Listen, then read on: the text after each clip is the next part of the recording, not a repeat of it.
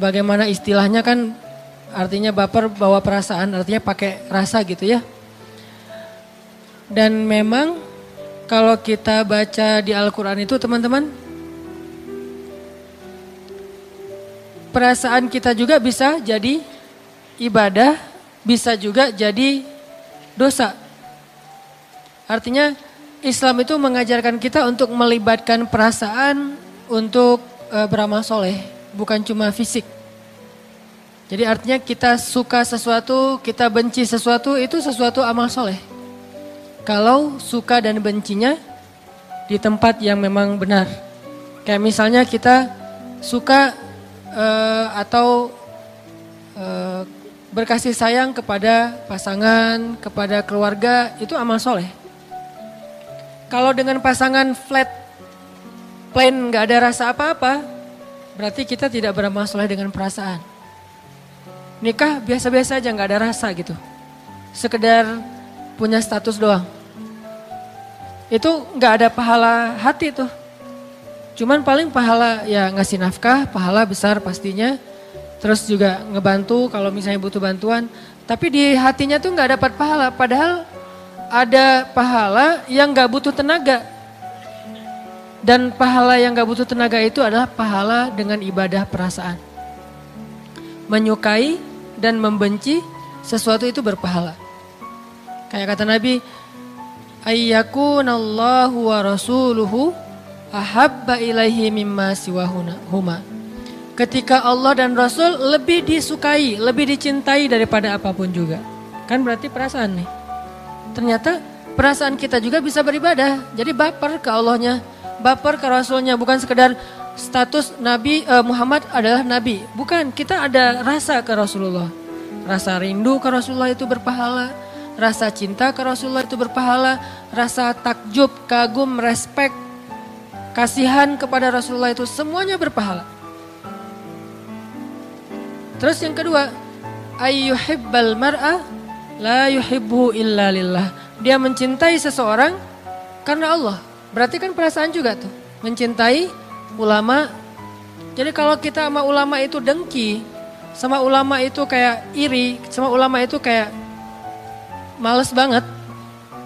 Jadi kesannya seolah-olah ulama itu apa gitu ya. Nggak ngeidolain ulama seperti kita ngeidolain mungkin seleb siapa misalnya. Ini berarti kita nggak beribadah dengan perasaan kita. Allah ngasih perasaan itu nggak sia-sia, bukan sekedar untuk ngerasa buat diri kita doang. Allah kasih mata bisa jadi pahala. Allah kasih telinga bisa jadi pahala. Allah kasih lisan bisa jadi pahala. Allah kasih tangan bisa jadi pahala. Termasuk Allah kasih hati dan perasaan bisa jadi pahala dan ibadah. Gimana beribadah dengan perasaan dan hati? Yaitu mencintai ulama salah satunya. Bukan sekedar tahu ulama, bukan sekedar dengerin ulama, tapi sampai ke tingkat cinta ke ulama. Bukan cuma pahala tuh, cinta itulah yang akan jadi alasan nanti di akhirat ulama itu akan nolongin kita. Kan saya sering nyebutin kisahnya. Ulama itu salah satu yang akan dapat izin dari Allah nolongin. Kalau bahasa agamanya syafaat. Bisa nolongin orang-orang yang saling mencintai karena Allah nanti di akhirat. Makanya kemarin pas saya silaturahim dengan guru-guru saya di Aceh. Jadi misi saya pulang kemarin ke Aceh itu kalau bahasa Acehnya sawu gampung. Artinya silaturahim dengan keluarga, dengan guru-guru. Saya datang, yang pertama saya lakukan apa? Saya cium tangan guru-guru saya terus saya bilang beri saya nasihat. Udah gitu yang ketiga apa? Jangan lupa saya nanti ya di akhirat kalau guru-guru masuk surga duluan. Saya request dari sekarang, saya tag tuh. Janji?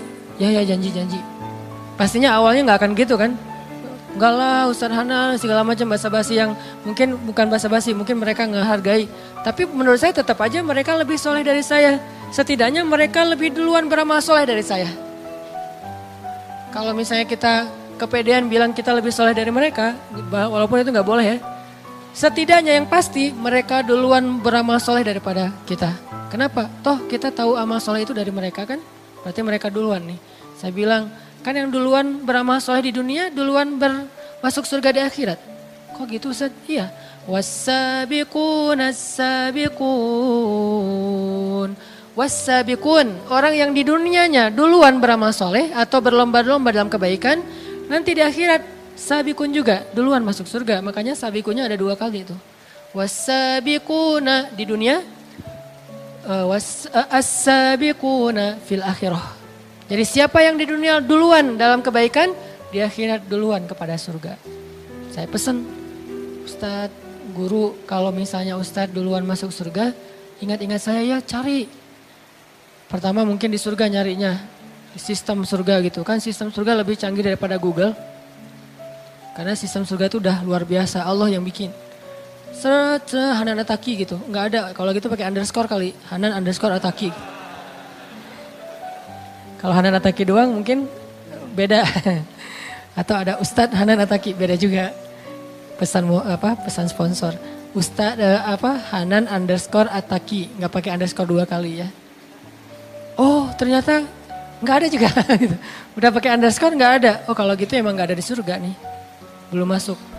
Gimana dong? Cari lagi di yang lain. Kalau nggak ada di surga, carinya di padang mahsyar. Jangan buru-buru cari di neraka. Jangan doain yang gitu-gitu tuh ya. Kalau nggak ada di surga, di padang mahsyar lah minimal ya. Saya juga nggak berani lah berandai-andai. Coba cari di neraka, siapa tahu saya ada. Nggak mau saya berandai-andai kayak gitu. Ini andai-andai yang nggak dibolehin. Tapi kalau di padang mahsyar, ya sewajarnya lah. Semua kita pasti kan melintasi padang mahsyar kan. Tapi kalau neraka kan nggak semuanya. Dan kita berharap semua kita di sini nggak ada satupun yang ngerasain, jangankan api, asap neraka jangan ngerasain. Jadi nggak perlu berandai-andai. Bilang aja, kalau nggak ada di surga, cari di padang mahsyar. Nanti tanya ke malaikat-malaikat yang bertugas di padang mahsyar. Kan banyak banget malaikat PIC padang mahsyar tuh. Cie. Oh ternyata ada tuh lagi di sidang. Masalah apa? Masalah dulu dia suka ngejailin orang misalnya. Dulu pernah manjat pohon di kebun orang waktu dia masih kecil. Atau mungkin dia pernah nyakitin hati dia. Terus dihisap gitu kan ya. Jadi intinya mah mencintai ulama itu pahala tuh.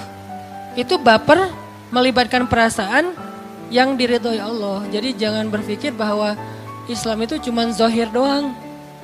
Penampilan, pakaian, jenggot, terus jidat, itu semuanya baik. Dan saya respect banget sama orang kayak gitu. Cuman bukan itu doang, ada batin. Zahir batin itu sama pentingnya. Bahkan kadang ada yang masuk surga lewat batin yang zahirnya belum beramal soleh. Ada seorang laki-laki Yahudi kalau nggak salah dalam perang Uhud. Pas terjadi perang, pas dia masuk Islam. Jadi hari kejadian perang tuh dia datang ke Nabi syahadat, udah selesai syahadat langsung ngebelain Nabi tuh. Jadi pelindung Nabi dalam perang Uhud dan meninggal hari itu juga. Belum pernah sholat 5 waktu. Itu orang yang satu-satunya kayaknya yang masuk surga tapi gak pernah sholat. Loh kok bisa kayak gitu? Apa amal solehnya? Tadi tuh, udah iman kepada Allah. Jadi amal solehnya itu di hati, bukan di zahir. Di zahir dia gak ngapa-ngapain selain syahadatain. Dia gak pernah sholat, dia gak pernah puasa, dia gak pernah tilawah Al-Quran. Semua yang kita kerjain dia gak pernah. Satu-satunya amal soleh dia iman, tapi masuk surga. Ternyata amal soleh itu bukan cuman fisik, zahir, tapi juga perasaan. Sehingga baper itu termasuk hal yang penting dalam agama. Harus baper. Hadirin yang dirahmati Allah Subhanahu wa taala. Sudahkah teman-teman sekalian bersyukur hari ini? Syukur selain membawa ketenangan batin, jika terus diterapkan akan membawa kenikmatan dalam hidup. Hal ini karena bersyukur mempunyai peranan yang sangat penting dalam mengatur tindakan yang berangkat dari hati. Jika kita melihat berbagai peristiwa yang terjadi akhir-akhir ini, kita akan menyadari bahwa salah satu akar masalahnya adalah kurangnya bersyukur. Rasa kurangnya bersyukur yang dimiliki oleh manusia ini membawa banyak kekacauan. Oleh karena itu, dengan bersyukur yang benar pasti akan melahirkan perilaku yang baik dan tepat. Baik, mari kita lanjutkan ceramahnya. Tapi dalam hal apa? Termasuk tadi Nabi baper dalam dakwah, baper terhadap nasib kaum muslimin. Nabi baper banget. Sehingga Allah juga mengatakan bahwa as-sam'u wal basaru, pendengaran, penglihatan, dan fuad, perasaan. Fuad, perasaan. Semuanya mas'ula, akan ditanya nanti di akhirat. Jadi kalau kita ada rasa yang belum move on, padahal udah gak boleh, itu ditanya loh. Kenapa kamu gak bisa move on? Ya Allah, akunnya itu setiap postingan bikin saya baper, gimana saya mau move on gitu ya. Dia makin lama makin cantik, ya Allah, masa saya bisa move on? Kan bahaya banget tuh. Kalau kayak gitu berarti perasaannya kan terus menerus berbuat dosa kan.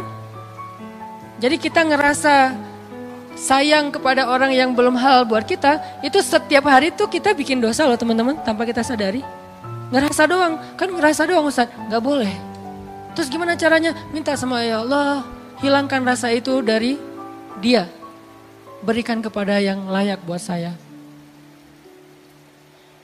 Ternyata tiba-tiba hilang rasa itu dan diberikan nanti pas udah akad nikah. Bisa kayak gitu. Daripada kita sibuk dengan rasa kepada orang yang udah punya pasangan, pas nikah rasa kita kepada yang kita nikahin gak ada, kan kita 2 kali dosa. Pertama, mencintai orang yang gak boleh kita cintai. Yang kedua, kita nganggurin orang yang harusnya kita cintai kan ya. Jadi zalim kan, berarti dosanya double. Ternyata perasaan juga ditanya teman-teman, fuad namanya. Fuad itu artinya rasa, hati atau jantung, pokoknya rasa lah di dalam diri kita. Oh berarti baper itu emang boleh dalam Islam. Tapi buat apa? Makin kita kasih sayang kepada orang yang layak kita sayangi, makin kita cinta kepada orang yang layak kita cintai, makin besar pahala kita. Mencintai Rasulullah itu pahalanya gede banget. Mencintai pewaris Nabi yaitu ulama, pahalanya gede banget. Jadi ulama itu perlakukanlah dia benar-benar sebagai Nabi di tengah-tengah kita. Karena kan kata Nabi al-ulama warasatul anbiya, ulama itu pewaris Nabi. Dan ditambah lagi ulama itu wali-wali Allah di muka bumi. Jadi siapa yang membenci ulama berarti dia membenci kekasih-kekasih Allah. Siapa yang membenci ulama, memfitnah ulama, menjelek-jelekan ulama, menzolimi dan mencurangi ulama, berarti dia menjelek-jelekan, menzolimi, mencurangi dan mengkhianati Rasulullah SAW. Karena pewaris Nabi itu bukan keluarga beliau, pewaris Nabi itu ulama. Dan Nabi tidak mewariskan harta, tapi Nabi mewariskan ilmu, yaitu agama. Jadi kalau kita ngaku umat Nabi, wajib kita mencintai ulama, wajib hukumnya, wajib. Gak boleh gak cinta. Apalagi sampai benci, lebih gak boleh lagi tuh. Gak cinta aja gak boleh, harus cinta sama ulama. Tapi cinta ulama ini kan beda sama cinta dengan pasangan ya. Jangan cinta ulama terus dipegangin tangannya, diapain, Ustaz, Masya Allah. Jangan gitu aja, terus ulama digini-giniin, enggak gitu-gitu amat juga sih. Cinta kan beda-beda ya, ekspresi cinta ya. Ekspresi cinta sama pasangan, gitulah. Ekspresi cinta sama ulama, gitu deh. Ekspresi cinta sama Rasul, ya gitu. Ekspresi cinta, beda-beda tuh ekspresinya. Ekspresinya aja yang dibedain, tapi rasanya sama. Kan gak boleh kita mencintai sesama muslim, kan ada kalimat saling mencintai karena Allah kan. Terus kata Nabi sunnah, kalau kita cinta sama seseorang itu ngapain? Sampein ke dia, bilang kalau kamu tuh cinta sama dia. Tapi dia di sini tuh laki-laki, perempuan. Nah ekspresinya gak usah berlebihan sampai gimana? Bahaya itu. Ntar jadi terjebak kepada kaum Nabi apa gitu kan ya. Jadi mending boleh kan mencintai sesama laki-laki tapi dengan ekspresi apa? Karena Allah bilang ana uhibbuka fillah, aku mencintaimu karena Allah. Kalau kita geli berarti kita nggak tahu hadisnya.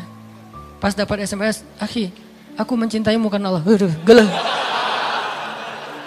Terus tiba-tiba jadi geleh gitu kan ya, dihapus, diblok. Nggak usah gitu. Ekspresinya aja bedain. Kita mencintai karena Allah itu, saya banyak banget orang yang saya cintai karena Allah. Dan saya berharap dia mencintai saya balik karena Allah. Kenapa? Emang layak dicintai, orang soleh, ahli tahajud. Kenapa saya cinta sama dia? Saya paksain, saya harus cinta sama dia. Saya perhatian sama dia, kalau dia butuh apa-apa saya datengin. Salah satunya ada di Tasik. Saya sering cerita yang dulunya supir angkot. Terus juga akhirnya ikut bareng sama saya, kan dulu saya suka usaha-usaha gitu kan. Jual beli mobil bekas bareng sama dia. Terus jual pulsa, ada 60 cabang pulsa di Bandung, belum ada Alfamart dulu. Saya bareng sama dia, terus main di properti bareng sama dia. Kenapa? Karena saya pengen bantu dia di dunia supaya dia bantu saya di akhirat. Terakhir sekarang dia udah pindah ke Tasik. Saya telepon, Pak ngapain di Tasik? Lagi mau sekarang buka-buka warung jualan kayak gitu. Saya samperin ke Tasik. Saya bantu apa nih? Bisa ngeringanin apa nih beban Bapak? Supaya nanti dia di akhirat nggak ke Tasik 10 kali lipat Tasik. Saya lagi jauh di sana, lagi perjalanan pada masyarakat yang tertati-tati. Karena dia nih ahli tahajud, ahli tilawah, hatinya bening. Saya baru baca Al-Quran 1 ayat, dia udah nangis duluan. Saya baca aja nggak nangis, dia yang dengar nangis. Orang soleh banget.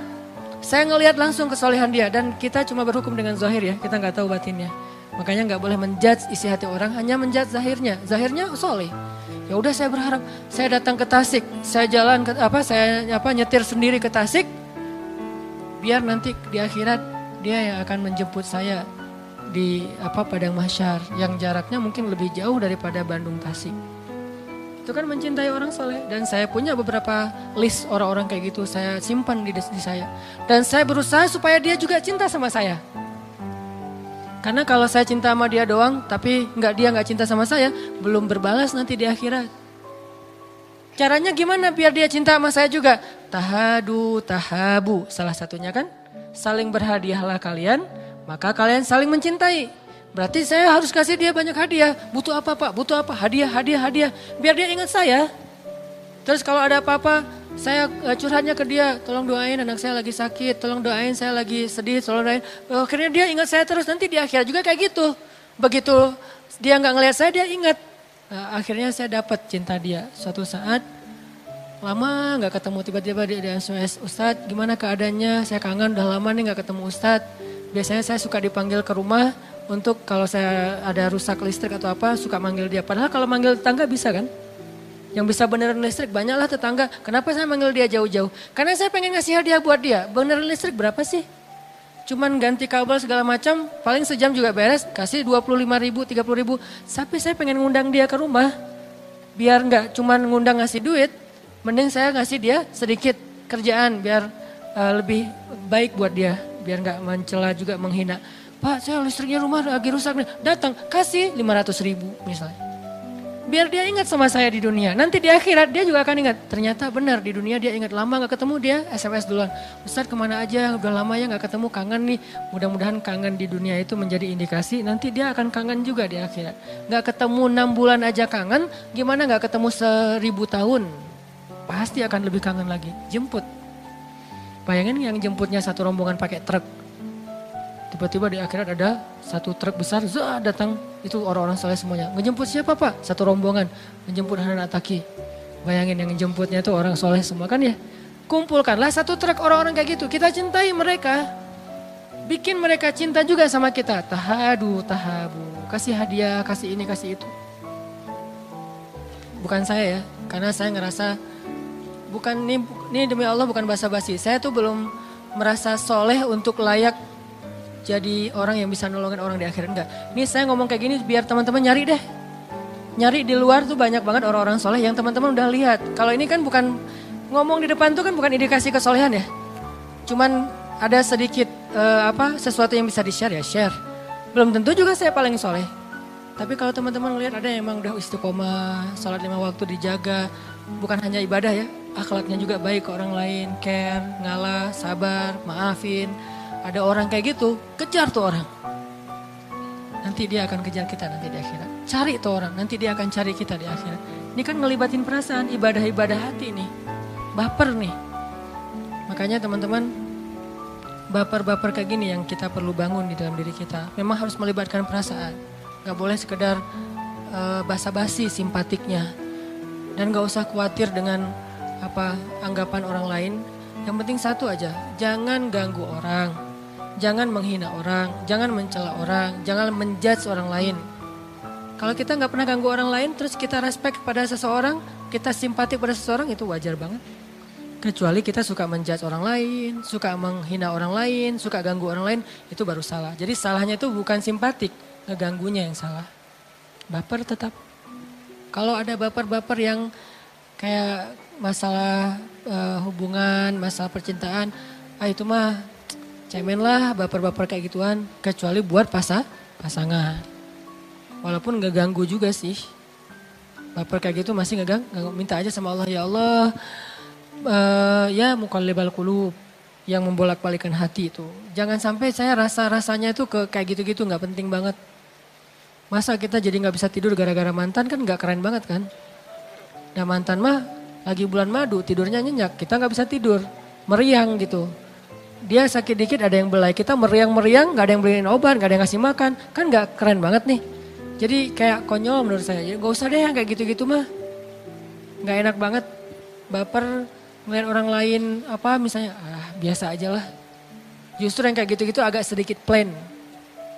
Tapi kalau ke pasangan yang udah halal itu harus dalam.